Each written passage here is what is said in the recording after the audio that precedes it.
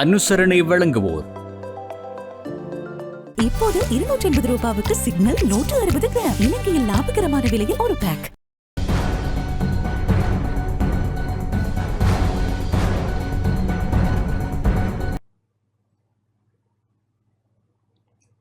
வணக்கம். டான் தமிழொலியின் இரவு நேர பிரதான செய்தி அறிக்கை. செய்திகளுக்காக இணைந்திருக்கும் நான் ரோகிணி அருந்தவச்செல்வம். முதலில் தலைப்புச் செய்திகள்.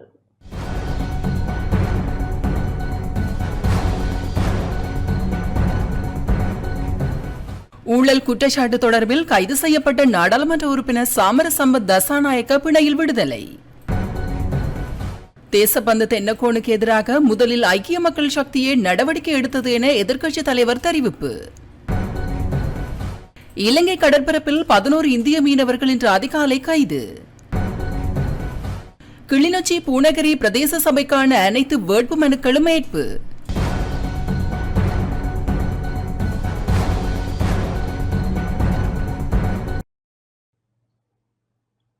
தொடர்பென முதன்மை செய்திகள்.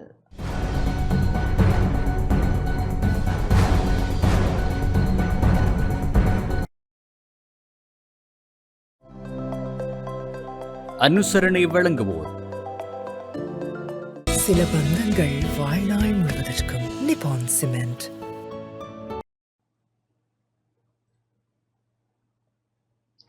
ஊழல் குற்றச்சாட்டு தொடர்பில் கைது செய்யப்பட்ட நாடாளுமன்ற உறுப்பினர் சாமரசம்பத் தசாநாயக்க பிணையில் விடுதலை செய்யப்பட்டுள்ளார். ஊழல் குற்றச்சாட்டு தொடர்பில் கைது செய்யப்பட்ட புதிய ஜனநாயக முன்னணியின் பதுளை மாவட்ட நாடாளுமன்ற உறுப்பினர் சாமரசம்பத் தசாநாயக்க பிணையில் விடுதலை செய்யப்பட்டுள்ளார். நாடாளுமன்ற உறுப்பினர் சாமரசம்பத் தசாநாயக்காவை 50,000 ரூபாய் ரொக்கப்பணை மற்றும் 5 மில்லியன் ரூபாய் 2 சரீர பிணைகளில் விடுதலை செய்ய கொழும்பு நீதவான் நீதிமன்றம் இன்று உத்தரவிட்டது. சாமரசம்பத் தசாநாயக்க 2016ஆம் ஆண்டு ஊபா மாகாண முதலமைச்சராக கடமையாற்றிய போது பாடசாலை மாணவர்களுக்கு புத்தகப்பை வழங்குவதற்காக மாகாண சபை ஊடாக வங்கியிலிருந்து 10 லட்சம் ரூபாவை காசோலியாக பெற்று அதனை பணமாக மாற்றியதாக லஞ்சம் மற்றும் ஊழல் ஆணைக்குழுவினால் குற்றம் சுமத்தப்பட்டது. இது தொடர்பான விசாரணைகளுக்காக சாமரசம்பத் தசாநாயக்க இலஞ்சம் மற்றும் ஊழல் ஆணைக்குழுவுக்கு இன்று அழைக்கப்பட்ட போது அதிகாரிகளால் கைது செய்யப்பட்ட நிலையில் நீதிமன்றத்தினால் பிணை வழங்கப்பட்டுள்ளது.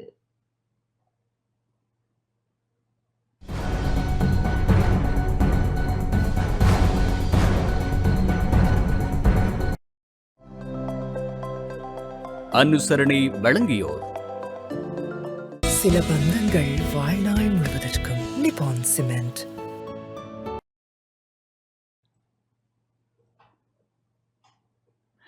தேசபந்து தென்னக்கோனுக்கு எதிராக முதலில் ஐக்கிய மக்கள் சக்தியை நடவடிக்கை எடுத்தது என எதிர்க்கட்சித் தலைவர் சஜித் பிரேமதாச தெரிவித்துள்ளார். ஐக்கிய மக்கள் சக்தியாகிய தாமே தேசபந்து தென்னக்கோனின் சட்டவிரோத நியமனத்தை முதலில் எதிர்த்ததாக எதிர்க்கட்சித் தலைவர் சஜித் பிரேமதாச தெரிவித்துள்ளார். எதிர்வரும் உள்ளூராட்சி மன்ற தேர்தலை இலக்காக கொண்டு ஐக்கிய மக்கள் சக்தியின் நுவரெலியா மாவட்ட வேட்பாளர்களுடன் இடம்பெற்ற சந்திப்பில் கலந்து கொண்டு உரையாற்றும் போதே எதிர்க்கட்சித் தலைவர் சஜித் பிரேமதாச இவ்வாறு தெரிவித்தார்.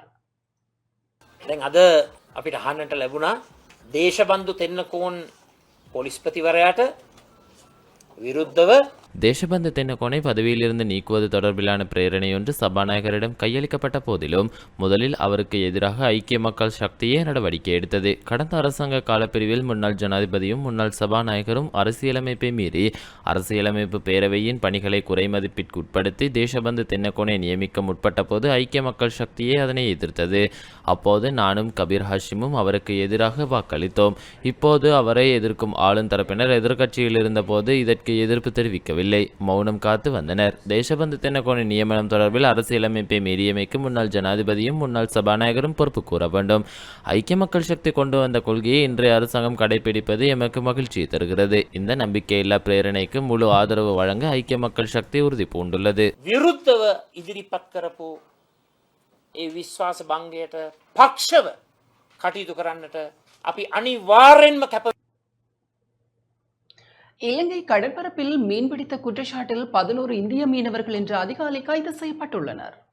யாழ்ப்பாணம் நெடுந்தீவு கடற்பரப்பில் அத்துமீறி மீன்பிடித்துக் கொண்டிருந்த ஒரு படகையும் அதில் இருந்த 11 இந்திய மீனவர்களையும் கடற்படையினர் இன்று அதிகாலை கைது செய்துள்ளனர். கைதான மீனவர்கள் மயிலிட்டி மீன்பிடி துறைமுகத்திற்கு அழைத்து வரப்பட்டதுடன் கைதானவர்களை கடற்றொழில் நீரியல் வளத்துறை திணைக்களத்தினரிடம் ஒப்படைத்து ஊர்காவற்றுறை நீதிமன்றத்தில் முற்படுத்த நடவடிக்கையும் எடுக்கப்பட்டுள்ளது.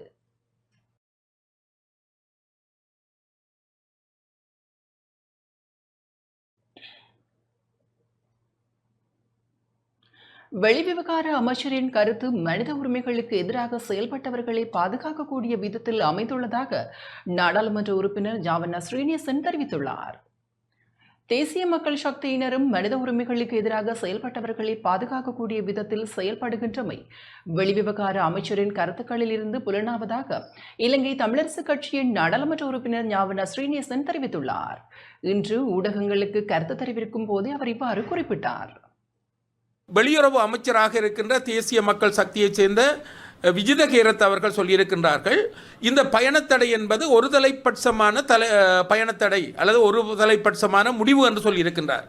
நாங்கள் சொல்லக்கூடிய ஒரு விடயம் என்னவென்றால், நீங்கள் உள்நாட்டு பொறிமுறை மூலமாக இந்த அரசு 77 ஆண்டுகளாக நீங்கள் வந்து 6 மாதங்களாக இந்த விடயங்கள் பற்றி எதுவும் பேசாமல் கதைக்காமல் இருக்கின்ற போது வெளியில் இருக்கின்ற ஒரு அரசு பாதிக்கப்பட்ட தமிழ் மக்கள் சார்பாக 4 பேருக்கு எதிராக பயணத்தடையினை விதித்திருக்கின்றது என்பது தமிழ் மக்களை பொறுத்த மட்டில் அதை ஏற்றுக்கொள்ளக்கூடிய அல்லது பாராட்டக்கூடிய ஒரு விடயமாக அமைந்திருக்கின்றது.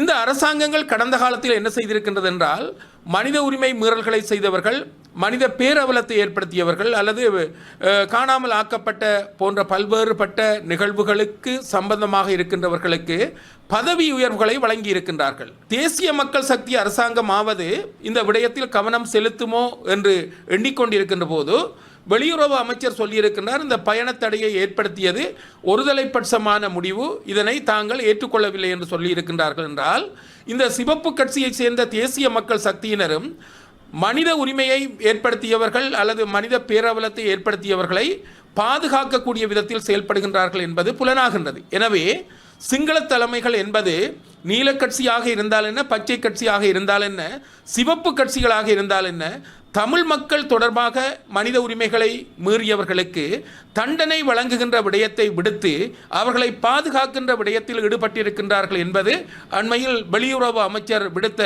கருத்தில் இருந்து நாங்கள் விளங்கிக் கொள்ளக்கூடிய ஒரு விடயமாக அமைந்திருக்கின்றது.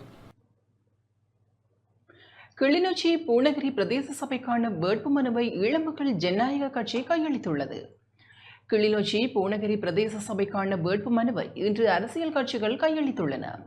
ஈழமக்கள் ஜனநாயக கட்சி சார்பாக கிளிநொச்சி மாவட்ட அமைப்பாளர் வைத்தியநாதன் தவநாதன் கிளிநொச்சி மாவட்ட செயலகத்தில் வேட்புமனுவை கையளித்தார்.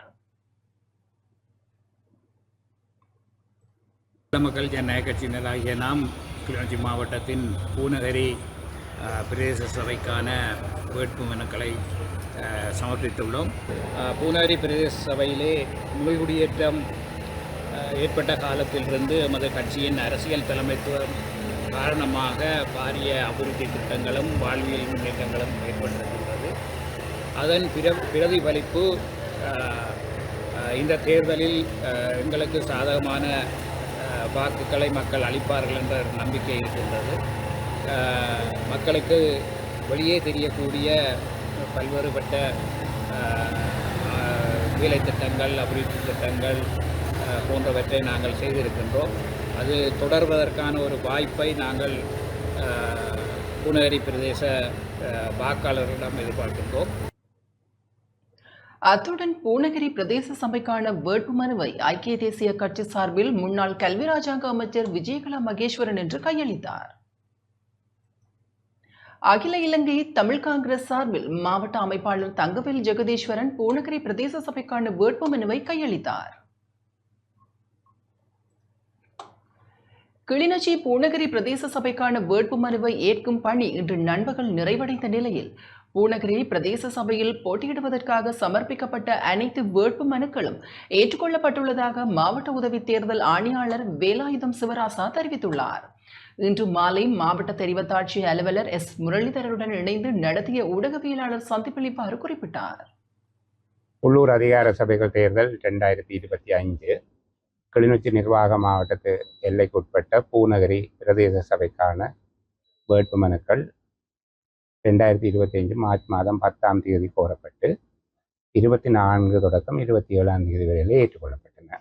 இன்றைய தினம் மாவட்ட அரசாங்க அதிபர், மாவட்ட தெரிவட்ட ஆட்சி அலுவலர்களுடைய தலைமையில் வேட்புமனுக்கள் பரிசீலிக்கப்பட்டு வேட்புமனு சமர்ப்பித்த 7 அரசியல் கட்சிகள் 2 சுயேட்சை குழுக்கள் வேட்புமனுக்கள் ஏற்றுக்கொள்ளப்பட்டிருக்கிறது.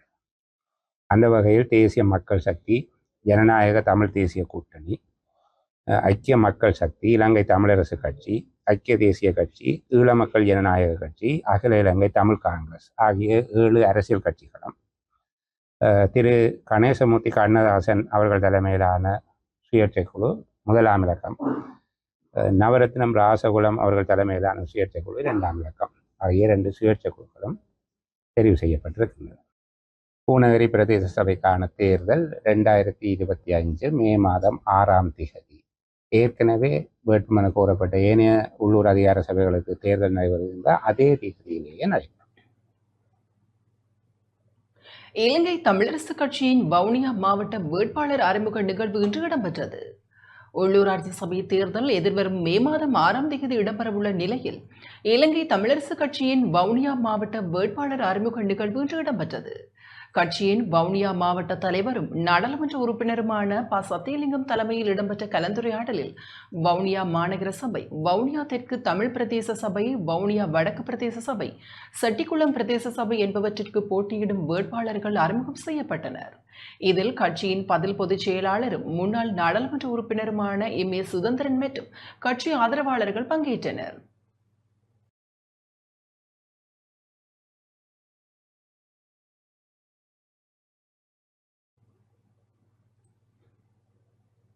தூய சக்தி மற்றும் சுகாதார பயன்பாடுகளுக்கான நானோ திரவியங்கள் மற்றும் தொழில்நுட்ப மாநாடு இன்று யாழ்ப்பாணத்தில் ஆரம்பமானது. தூய சக்தி மற்றும் சுகாதார பயன்பாடுகளுக்கான நானோ திரவியங்கள் மற்றும் தொழில்நுட்ப சர்வதேச மாநாடு 2025 இன்று யாழ்ப்பாண பல்கலைக்கழகத்தில் ஆரம்பமானது.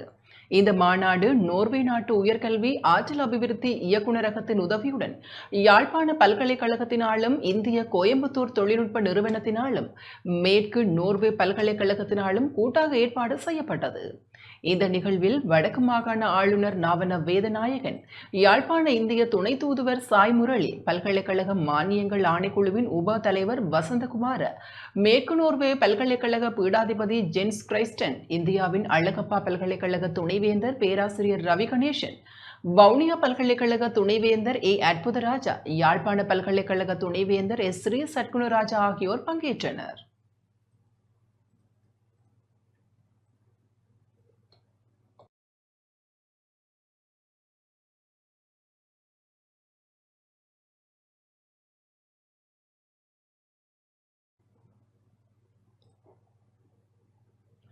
நுவரெலியா ஹட்டன் பிரதான வீதியில் இடம்பெற்ற விபத்தில் 2 படுகாயமடைந்துள்ளனர்.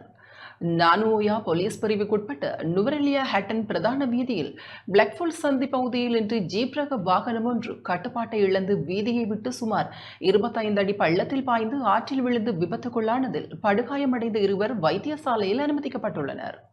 கிணிக்கத்தேன பகுதியில் இருந்து பதுளை பகுதியை நோக்கி பயணித்த ஜீப் வண்டியே இவ்வாறு விபத்துக்குள்ளாகியுள்ளது. இதன்போது குறித்த வண்டியில் பயணித்த 3வரில் 2 படுகாயமடைந்த நிலையில் நுவரெலியா மாவட்ட பொது வைத்தியசாலையில் அனுமதிக்கப்பட்டுள்ளனர். மேலும் சாரதிக்கு நித்திரை கலக்கம் ஏற்பட்டதன் காரணமாக இந்த விபத்து நிகழ்ந்திருக்கலாம் என தெரிவித்துள்ள நானுஓயா போலீசார் மேலதிக விசாரணைகளையும் மேற்கொண்டு வருகின்றனர்.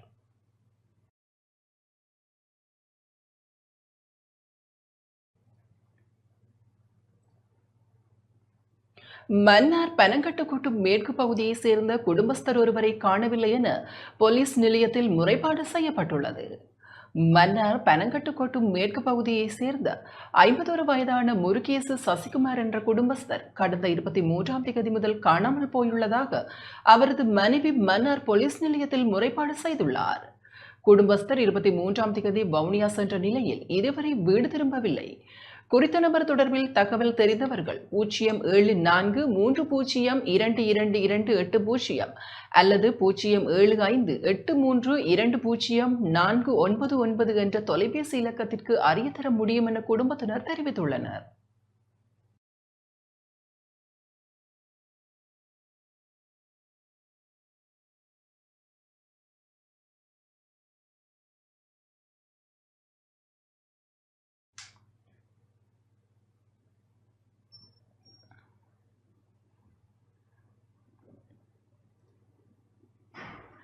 அரசாங்கம் நாட்டை அனாதையாக்க முயற்சிப்பதாக ஐக்கிய மக்கள் சக்தியின் நாடாளுமன்ற உறுப்பினர் சமிந்த விஜயஸ்ரீ தெரிவித்துள்ளார். நாட்டில் திறமையற்ற அரசாங்கம் இயங்கிக் கொண்டிருப்பதால் நிர்வாக ரீதியில் முன்னோக்கி செல்ல முடியாதுள்ளதாக ஐக்கிய மக்கள் சக்தியின் நாடாளுமன்ற உறுப்பினர் சமிந்த விஜயஸ்ரீ தெரிவித்துள்ளார். கொழும்பில் இன்று இடம்பெற்ற ஊடகவியலாளர் சந்திப்பில் கலந்து கொண்டு கருத்து வெளியிடும் போதே அவர் இதனை குறிப்பிட்டார். මේ මොතේ මේ වෙලාවේ රටේ තිබෙන දේශපාලන අරාජකත්වයේ දේශපාලන පිරීම එක් හඳවරක එක් කණ්ඩායමක නැවත ලබා ගැනීමේ උත්සාහයක යෙදෙන බව සමහර වෙලාවට මේ කතන්දර හරහා இலங்கையில் இடம்பெற்ற யுத்தத்தை முடிவுக்கு கொண்டு வந்த படை வீரர்களை நாம் மதிக்கிறோம். அவர்களுக்கு எதிராக கொண்டுவரப்படும் தவறான தீர்மானங்களை நாம் வன்மையாக கண்டிக்கிறோம்.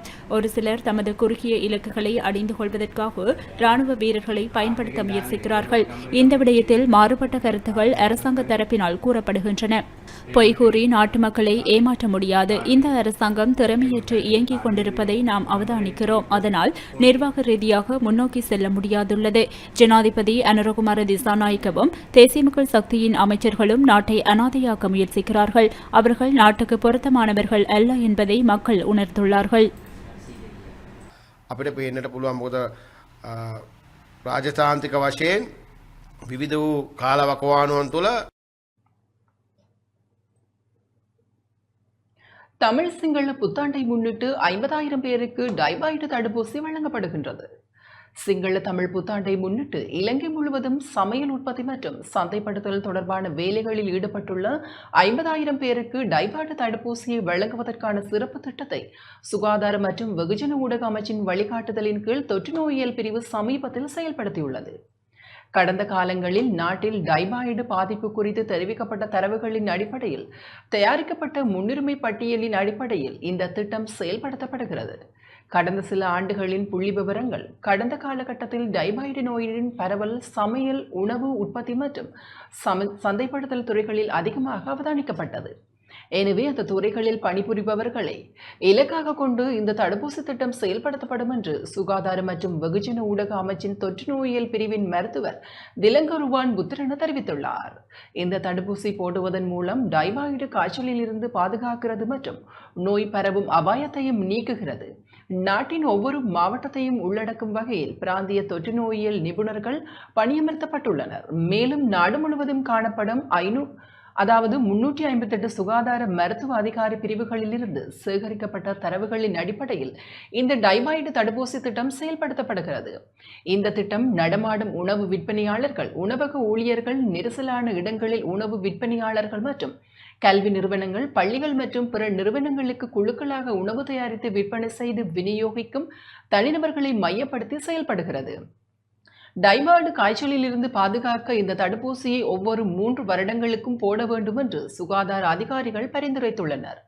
சுகாதார அமைச்சின் வழிகாட்டுதலின் கீழ் செயல்படுத்தப்படும் இந்த இலவச தடுப்பூசி திட்டம் பற்றிய கூடுதல் தகவல்களை தொற்று நோயியல் பிரிவு மற்றும் நாடு முழுவதும் அமைந்துள்ள சுகாதார மருத்துவ அதிகாரி அலுவலகங்களில் பெறலாம்.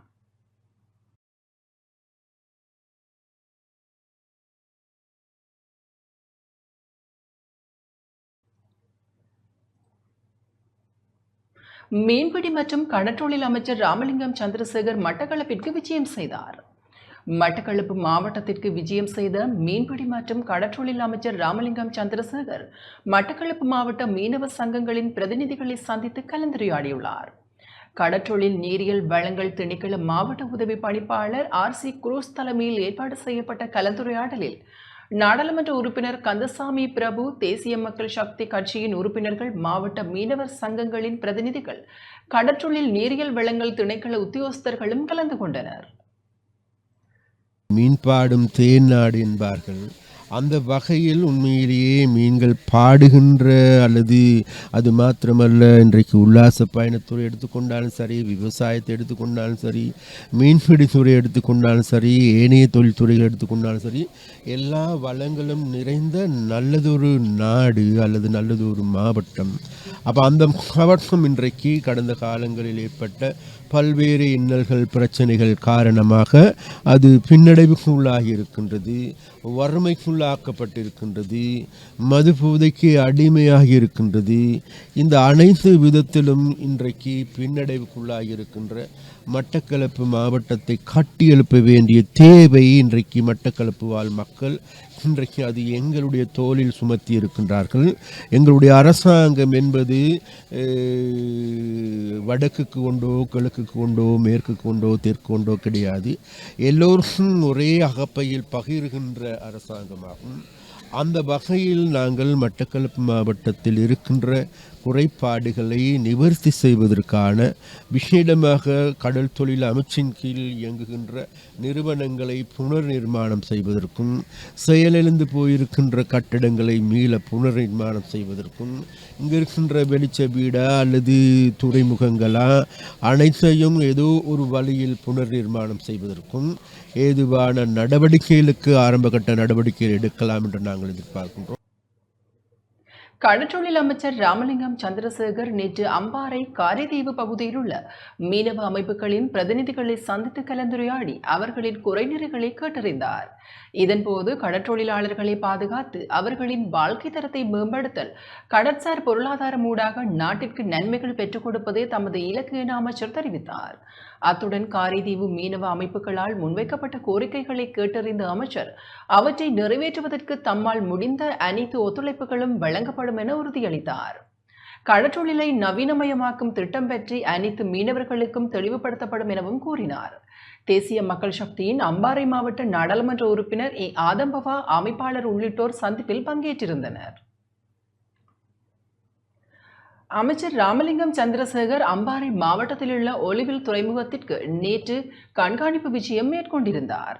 இதன்போது துறைமுகத்தை பார்வையிட்ட அமைச்சர் கைவிடப்பட்டுள்ள நிலையில் இருக்கும் ஒலுவில் துறைமுகத்தின் செயல்பாடுகளை மீள ஆரம்பிப்பதற்கான சாத்தியப்பாடுகள் தொடர்பில் அவதானம் செலுத்தியதுடன் துறைமுகத்தின் செயல்பாடுகளை மீள ஆரம்பிப்பதற்கான நடவடிக்கை விரைவில் ஆரம்பிக்கப்படும் எனவும் உறுதியளித்தார்.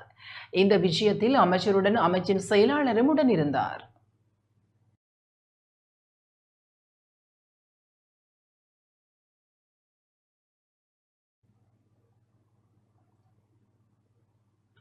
கிளிநொச்சி முல்லைத்தீவு பிரதி போலீஸ் மா அதிபர் ஜே.ஏ. சந்திரசேன கடமைகளை பொறுப்பேற்றுள்ளார்.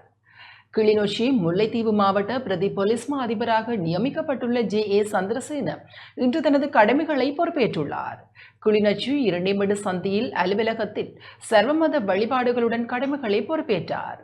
முன்னர் கடமையாற்றிய பிரதி போலீஸ் மா அதிபர் சமந்த டி சில்வா போலீஸ் விசேட அதிரடிப்படையின் கட்டளை அதிகாரியாக நியமிக்கப்பட்டதை தொடர்ந்து ஜே.ஏ. சந்திரசேன கிளிநொச்சி முல்லைத்தீவு பிரதி போலீஸ் மா அதிபராக நியமிக்கப்பட்டுள்ளார். இன்று இந்த நிகழ்வில் போலீஸ் அதிகாரிகள் பலரும் பங்கேற்றனர்.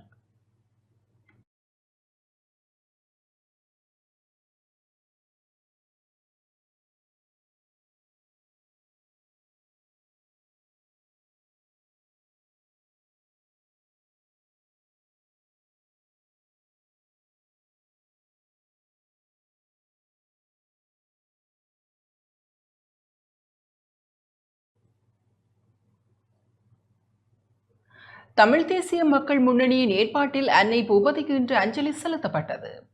அன்னை பூபதியின் 37வது நினைவை முன்னிட்டு மட்டக்களப்பு நாவலடி பகுதியில் அமைந்துள்ள அன்னாரது சமாதியில் இன்று காலை அஞ்சலி நிகழ்வு நடைபெற்றது. தமிழ் தேசிய மக்கள் முன்னணியின் ஏற்பாட்டில் நடைபெற்ற அஞ்சலி நிகழ்வில் தமிழ் தேசிய மக்கள் முன்னணியின் பொதுச் செயலாளரும் முன்னாள் பாராளுமன்ற உறுப்பினருமான செல்வராஜா கஜேந்திரனும் கலந்து கொண்டார். அன்னை பூபதியின் சமாதியில் ஈகை சுடரேற்றி வைக்கப்பட்டு அன்னை பூபதியின் திருவுருவப் படத்திற்கு முன்னாள் பாராளுமன்ற உறுப்பினர் செல்வராஜா கஜேந்திரன் மலர் மாலை அணிவித்து அஞ்சலி செலுத்தினார். அன்னை பூபதியின் குடும்பத்தவர்கள், தமிழ் தேசிய மக்கள் முன்னணியின் தேசிய அமைப்பாளர் தர்மலிங்கம் சுரேஷ் உட்பட அரசியல் பிரமுகர்கள் என பலரும் கலந்து கொண்டிருந்தனர். இந்த பட்டளந்த விடயம் என்பது முற்று முழுதாக சிங்கள இளைஞர்கள் யுவதிகளுக்கு எதிராக நடைபெற்ற ஒரு சம்பவம். அவ்வாறான நிலைமையில் ஜேவிபியினர் இன்று ஆட்சி பீடமேறி இருக்கின்ற நிலைமையிலே அந்த சம்பவங்களுக்கு அவர்கள் தங்களுக்கு இருக்கக்கூடிய தங்களுடைய அரச கட்டமைப்பின் ஊடாக நீதி பெற்றுக் கொடுக்கக்கூடிய ஒரு வாய்ப்பு இருக்கிறது, அவர்கள் நேர்மையாக செயல்பட்டார்களாக இருந்தால். ஆனால் அதே நேரத்திலே அதற்கு அது எதிராக இன்று பாராளுமன்றத்திலே இவ்வளவு குரல்கள் எழும்புகிறன. அவர்கள் இந்த ஆணைக்குழு அறிக்கையை பாராளுமன்றத்திற்கு கொண்டு வந்திருக்கிறார்கள் என்பதற்காக அல்லது ஊடகங்கள் என்று பச்சையாக அந்த சம்பவங்களை எல்லாம் வெளிப்படுத்துகிறார்கள் என்பதற்காக அவர்கள் ஒருபொழுதும் தமிழ் மக்களுக்கு எதிராக நடைபெற்ற விடயங்களை நாடாளுமன்றத்திற்கு கொண்டு வரப்போவதும் இல்லை, அதை பற்றி பேசப்போவதும் இல்லை. அவ்வாறு ஒரு விவாதங்கள் நடைபெற்றாலும் கூட ஒருபொழுதும் குற்றவியல் நடவடிக்கை மூலமாக தண்டனைகள் வழங்கப்பட போவதில்லை. ஆகவே தமிழர்களுடைய ஏன் ஊடகங்கள் கூட அந்த சம்பவங்களை விலாவாரியாக வெளிப்படுத்த போவதில்லை. பட்டலந்தையிலே நடைபெற்ற சித்திரவதைகள் தொடர்பாக அவர்கள் அந்த ஊடகங்களில் வெளிப்படுகின்ற பொழுது மிகவும் ஒரு பயங்கர ஆத்திரம் கோபம் வருகிறது. இவர்களுக்கு எப்படியாவது தண்டனை வைத்து கொடுக்க வேண்டும் என்று சொல்லி இந்த சம்பவங்களோடு ஒப்பிடுகிற பொழுது வடகிழக்கிலே இந்த 50-60 ஆண்டுகளாக சிங்கள பௌத்த பேரினவாதிகள் தமிழர்களுக்கு எதிரான சம்பவங்களை இவர்கள் ஆய்வு செய்து அறிக்கையிடுவார்களாக இருந்தால் நான் நினைக்கிறேன் ஒரு 30 வருடங்களாக ஊடகங்கள் தொடர்ச்சியாக அந்த கருத்துக்களையே சொல்லிக் கொண்டிருக்க முடியும். அந்தளவுக்கு கொடூரங்கள் நடைபெற்றிருக்கின்றது. அந்த வகையிலே பட்டலந்த விடயத்திற்கு கட்டாயம் பாதிக்கப்பட்டவர்களுக்கு நீதி கொடுக்கப்பட வேண்டும் என்பதில் மாற்று கருத்தில்லை. ஆனால் தமிழர்களை பொறுத்தவரையிலே எங்களுடைய விவகாரத்தில் ஒரு சர்வதேச குற்றவியல் விசாரணை மூலமாக நீதிமன்றத்தினூடாக அல்லது சர்வதேச நீதிமன்றத்தினூடாக மாத்திரம்தான் நீதி பெற்றுக்கொள்ள முடியும். ஏனென்று சொல்லி சொன்னால் தமிழர்களுடைய விவகாரத்திலே ஜேவிபியினரும் யுத்த குற்றவாளிகள், இனப்படுகொலையாளிகள் தான். அதில் எவரும் நாட்டை ஆண்டவர்கள் அனைவருமே இனப்படுகொலையாளிகளாக இருக்கின்ற காரணத்தினால் இராணுவ தரப்பில் இருந்த அனைத்து இராணுவ தளபதிகளுமே அந்த யுத்த குற்றங்களுக்கு சம்பந்தப்பட்ட இனப்படுகொலைக்கு சம்பந்தப்பட்டவர்களாக இருக்கின்ற காரணத்தினால் தமிழர்களுக்கு எதிரான இந்த விடயத்திலே ஒருபொழுதும் உள்ளக பொறிமுறை மூலம் நீதி கிடைக்காது. எங்களுக்கு ஒரு சர்வதேச குற்றவியல் நீதிமன்ற பொறிமுறை ஊடாக மாத்திரம்தான் நீதி கிடைக்கும் என்பது எங்களுடைய கருத்து. வடக்கில் மீனவர்கள் பல்வேறு அனர்த்தங்களுக்கு முகம் கொடுத்து வருகின்ற போதும் அவர்களுக்கு நிவாரணங்கள் எதுவும் உரிய முறையில் வழங்கப்படுவதில்லை என மீனவ அமைப்புகளின் பிரதிநிதிகள் தெரிவித்துள்ளனர். மன்னார் மாவட்ட மீனவ சமூகம் எதிர்நோக்கும் சமூக பொருளாதார மற்றும் ஒருங்கிணைந்த உரிமைக்காய் எங்கள் குரல் எனும் துணைப்பொருளில் மன்னார் விழுது ஆற்றல் மேம்பாட்டு மையம் ஏற்பாடு செய்த கருத்து பகிர்வு நிகழ்வு நேற்று மன்னார் நகர மண்டபத்தில் இடம்பெற்றது. மன்னார் விழுது ஆற்றல் மேம்பாட்டு மையத்தின் மன்னார் மாவட்ட சிரேஷ்ட திட்ட அலுவலர் ஜெபநாதன் டலிமா தலைமையில் நிகழ்வு இடம்பெற்றது. நிகழ்வில் மீனவ அமைப்புகளின் பிரதிநிதிகள் மற்றும் இளையோர்கள் என பலரும் கலந்து கொண்டனர். இதில் மன்னார் மாவட்ட மீனவர்கள் எதிர்கொள்ளும் பல விடயங்கள் கலந்துரையாடப்பட்டன. குறிப்பாக இலங்கை கடற்பரப்பில் இந்திய இழுவை படகுகளின் வருகை அதிகரித்துள்ள நிலையில் இதனால் இலங்கை மீனவர்கள் பாரிய அளவில் பாதிக்கப்படுவதாகவும் இலங்கை மீனவர்களினால் மேற்கொள்ளப்படுகின்ற இழுவை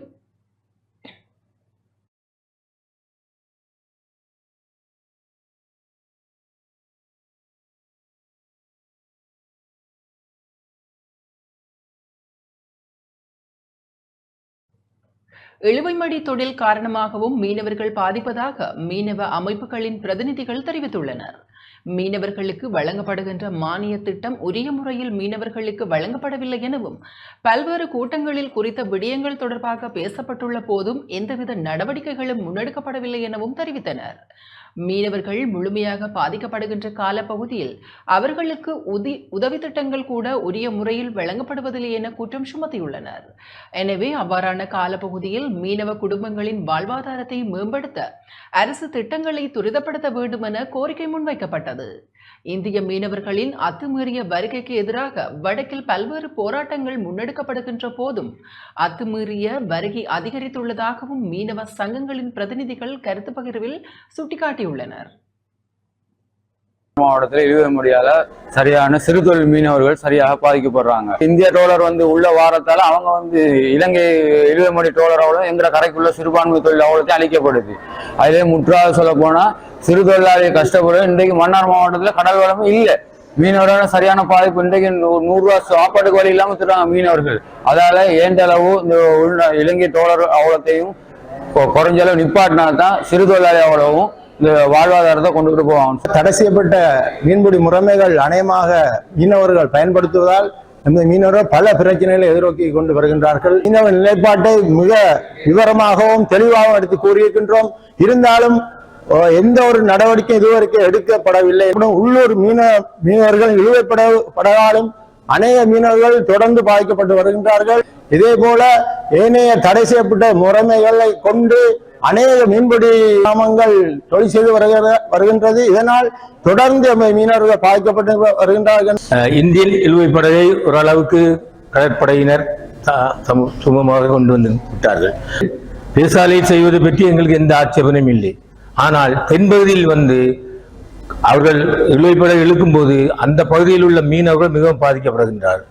அவர்கள் கடலில் விடும் வலைகளை வெட்டி நாசமாக்கி அவர்கள் வாழ்வாதாரத்தையே சீர்குலைத்து விடுகின்றார்கள். இந்த நிலை மாற வேண்டும் என்றால் அவர்கள் தென்பகுதிக்கு இந்த நிலையும் இழுவை படகுகள் வரக்கூடாது. இந்த பட்டி வலைகள் ஒரு குறிப்பிட்ட இடங்கள் இருக்கின்றது. அந்த குறிப்பிட்ட இடத்தில் மட்டுமே பட்டி வலைகள் பாய்ந்து தொழில் செய்ய முடியும். ஆனால் அதை மீறி அவர்கள் ஆழ்கடலில் கொண்டு போய் இந்த பட்டி வலையில் வைக்கின்றார்கள். இரவு நேரத்தில் படகுகள் செலுத்த முடியாமல் அவர்கள் விடிஞ்ச பிறகுதான் தொழிலுக்கு போகின்றார்கள். கடலில் எல்லாரும் வலை விடுவார்கள். ஒரு ஆள் வலைக்கு மேல ஒரு ஆள் வலை ஏறும். இந்த வலைகளை வெட்டாமல் வலைகளை கடத்தி அதை வெட்டாமல் சுகமாக விடும்படியாகவும் தொழிலாளர்களை ஒற்றுமையாகவும் சண்டை சச்சரவு இல்லாமலும் ஒற்றுமையாக செயல்பட வேண்டும் என்று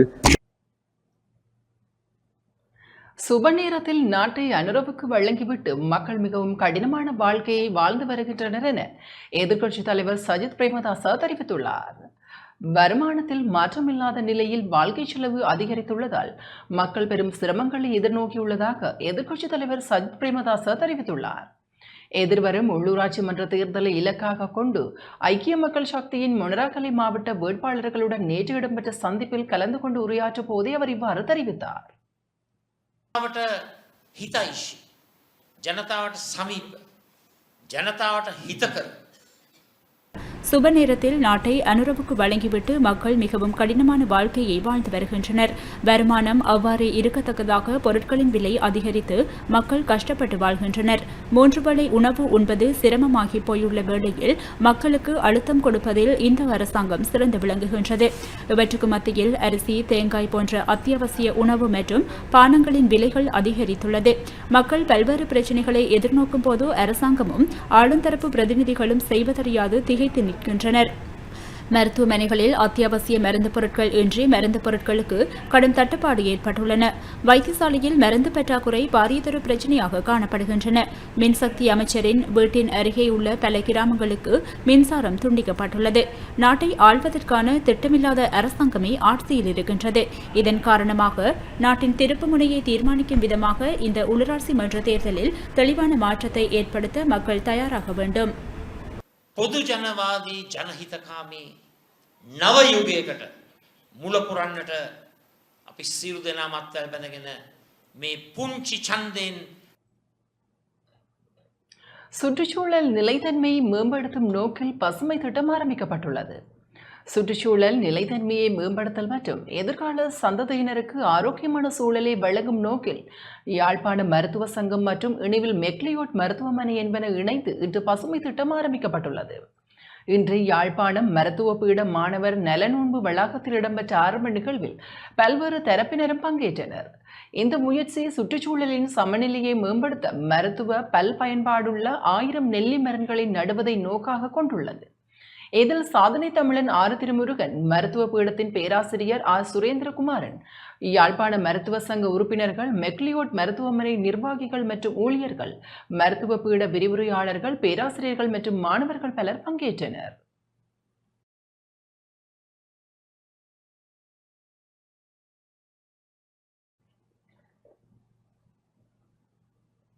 கிளிநொச்சி பரந்தன் பகுதியில் சுமார் 20 கிலோ கேரள கஞ்சாவுடன் நபர் ஒருவர் கைது செய்யப்பட்டுள்ளார். கடற்படையினர், போலீஸ் விசேட அதிரடி படையினருடன் இணைந்து கிளிநொச்சி பரந்தன் பகுதியில் மேற்கொண்ட விசேட தேடுதல் நடவடிக்கையில் சுமார் 20 கிலோ 150 கிராம் கேரள கஞ்சாவை ஏற்றி சென்ற லொரியுடன் சந்தேக நபர் ஒருவர் கைது செய்யப்பட்டுள்ளார். கிளிநொச்சி போலீஸ் சிறப்பு அதிரடி படையினருக்கு இணைந்து வடக்கு கடற்படை கட்டளையின் வெத்தலக்கேணி கடற்படை நிறுவனத்தால் பரந்தன் பகுதியில் நடத்தப்பட்ட தேடுதல் நடவடிக்கையின் போது அப்பகுதி வழியாக சென்ற சந்தேகத்திற்கிடமான லோரி ஒன்று சோதனை செய்யப்பட்டது. இதன்போது சுமார் 20 கிலோ 150 கிராம் கேரள கஞ்சா மீட்கப்பட்டுள்ளது. கைது செய்யப்பட்ட இந்த கேரள கஞ்சாவின் மொத்த பெறுமதி 8 மில்லியன் ரூபாவை விட அதிகமானது என நம்பப்படுகிறது. கடற்படையினரால் கைது செய்யப்பட்ட சந்தேக நபர் சம்மாந்துறையை சேர்ந்த 47 வயதுடையவர் என அடையாளம் காணப்பட்டதுடன் சந்தேக நபர் கேரள கஞ்சா மற்றும் லோரி ஆகியவை மேலதிக சட்ட நடவடிக்கைகளுக்காக கிளிநொச்சி போலீஸ் நிலையத்தில் ஒப்படைக்கப்பட்டுள்ளது. யாழ்ப்பாணம் வல்வெட்டித்துறை பொலிகண்டி பகுதியில் இன்று காலை ஒரு தொகை கேரள கஞ்சா போதைப் பொருள் கைப்பற்றப்பட்டுள்ளது. இராணுவ புலனாய்வுக்கு கிடைத்த ரகசிய தகவலின் அடிப்படையில் மேற்கொள்ளப்பட்ட நடவடிக்கையில் குறித்த பகுதியில் பழைய வீடொன்றிற்குள் மறைத்து வைக்கப்பட்டிருந்த நிலையில் கஞ்சா கைப்பற்றப்பட்டுள்ளது. 38 பொதிகளில் 75 கிலோகிராமுக்கும் அதிகமான கஞ்சா போதைப் பொருள் கைப்பற்றப்பட்டுள்ளது. குறித்த நடவடிக்கையில் சந்தேக நபர்கள் எவரும் கைது செய்யப்படவில்லை. மேலதிக விசாரணைகளை வல்வெட்டித்துறை போலீசார் மேற்கொண்டு வருகின்றனர். மன்னாரில் இருந்து சட்டவிரோதமாக குருநாகல் பகுதிக்கு கொண்டு செல்லப்பட்ட ஒரு தொகுதி பீடி இலைகளுடன் மூடைகளுடன் நேற்று இரவு மன்னார் முருங்கன் பகுதியில் இருவர் கைது செய்யப்பட்டுள்ளனர். இந்தியாவில் இருந்து சட்டவிரோதமாக இறக்குமதி செய்யப்பட்ட ஒரு தொகை பீடி இலை மூடைகளை மன்னாரில் இருந்து குருநாகலுக்கு கொண்டு செல்ல முற்பட்ட நிலையில் நேற்றிரவு மன்னார் விசேட அதிரடிப்படை அதிகாரிகளுடன் இணைந்து முருங்கன் பகுதியில் குறித்த வாகனம் சோதனை செய்யப்பட்டுள்ளது. இதன்போது குறித்த வாகனத்தில் இருந்து 1115 கிலோகிராம் பீடி இலைகள் 36 மூடைகளில் பொதி செய்யப்பட்டு கொண்டு செல்லப்பட்டது கண்டுபிடிக்கப்பட்டது. இதன்போது குறித்த வாகனத்தில் பயணம் செய்த இருவர் கைது செய்யப்பட்டனர். மன்னார் பகுதியை சேர்ந்த 31 மற்றும் 29 வயதான இளைஞர் இருவரே கைது செய்யப்பட்டுள்ளனர். பறிமுதல் செய்யப்பட்ட பீடி இலைகள் மற்றும் கடத்தலுக்கு பயன்படுத்திய லொரியுடன் சந்தேக நபர்கள் மேலதிக விசாரணைக்காக முருங்கன் போலீசாரிடம் ஒப்படைக்கப்பட்டுள்ளனர். மேலதிக விசாரணைகளை முருங்கன் போலீசார் மேற்கொண்டு வருகின்றனர். கல்கிஸ்ஸ போலீஸ் பிரிவுக்குட்பட்ட பகுதியில் ஐஸ் மற்றும் ஹெரோயின் போதைப் பொருளுடன் சந்தேக நபர் ஒருவர் கைது செய்யப்பட்டுள்ளதாக போலீசார் தெரிவித்துள்ளனர். கல்கிஸ்ஸ பிரிவு குற்ற விசாரணை பிரிவின் முன்னெடுத்த விசேட சுற்றிவளைப்பு நடவடிக்கைக்கு அமைகவே சந்தேக நபர் கைது செய்யப்பட்டுள்ளார். சந்தேக நபரிடமிருந்து 196 கிராம் ஐஸ் போதைப் பொருள் மற்றும் 686 கிராம் ஹெரோயின் போதைப் பொருள் என்பன மீட்கப்பட்டுள்ளன. கல்கிஸ்ஸ பகுதியை சேர்ந்த 43 வயதுடைய சந்தேக நபரை இவ்வாறு கைது செய்யப்பட்டுள்ளார். போலீசார் விசாரணைகளை முன்னெடுத்து வருகின்றனர். மட்டக்களப்பு காத்தான்குடி போலீஸ் பிரிவில் போலீசார் நடத்திய திடீர் சுற்றிவளைப்பு தேடுதலின் போது பல்வேறு குற்றச் செயல்களுடன் தொடர்புடையவர்கள் என்ற சந்தேகத்தில் 42 பேர் கைது செய்யப்பட்டுள்ளனர். கல்லடி, நாவட்குடா, ஆரியம்பதி, புதிய காத்தான்குடி, புதுக்குடியிருப்பு ஆகிய பகுதிகளிலேயே மட்டக்களப்பு மாவட்ட சிரேஷ்ட போலீஸ் அத்தியட்சர் லலித் லீலால் ரத்னவின் வழிகாட்டுதலில் காத்தான்குடி போலீஸ் நிலைய பொறுப்பதிகாரி RM ரத்நாயகாவின் பணிப்புரையின் பேரில் திடீர் சுற்றிவளைப்பு மேற்கொள்ளப்பட்டது. கசிப்பு உற்பத்தி செய்த மற்றும் விற்பனை செய்த 28 பேரும், கேரள கஞ்சாவை வைத்திருந்த மற்றும் விற்பனை செய்த சந்தேகத்தில் 18 பேரும் போலீசாரினால் கைது செய்யப்பட்டனர். கைது செய்யப்பட்டவர்களிடமிருந்து ஐஸ், கேரள கஞ்சா, கசிப்பு, சிகரெட்கள், கசிப்பு தயாரிப்பதற்கான உபகரணங்கள், எரிவாயு சிலிண்டர்கள் என்பன மீட்கப்பட்டுள்ளன. சட்டவிரோத முறையில் மணல் ஏற்றி வந்த ஒருவரும் திடீர் சுற்றிவளைப்பின் போது போலீசாரால் கைது செய்யப்பட்டிருந்தமையும் குறிப்பிடத்தக்கது.